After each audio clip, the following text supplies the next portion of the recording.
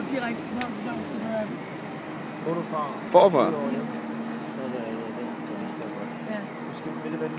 Du skal bare sige, luk røven og sige, du ved det godt. Jeg ved det, ikke? Ja. Luk røven, du ved det godt. Ja. Flyder til Kapelvej. Kapelvej. Det er første sidegade på den anden side af Estens. Det er der, man får tæv. Jeg havde en kammerat, der hed Niklas, der boede der. Han fik tæv hver dag. Jeg var syg, at blev skudt ned foran min lejlighed, mens jeg boede der. Au, min arm. Det gør næsten. Au, min arm. Det er mere sådan, ej, TV2 lov ikke, gå nu hjem. Jeg skal i Netto. Lad mig sige det. Det er så løje. Det tog Laurie. Det går. Jeg skal i Netto. Go. Gøjler, Niels. Gøjler, Niels. Han hedder Lasse, for helvede. Jamen, nej. Gøjler, Niels er hans alter ego. Og Løgnebent er hans bedste bror. Løgner, Niels er dig.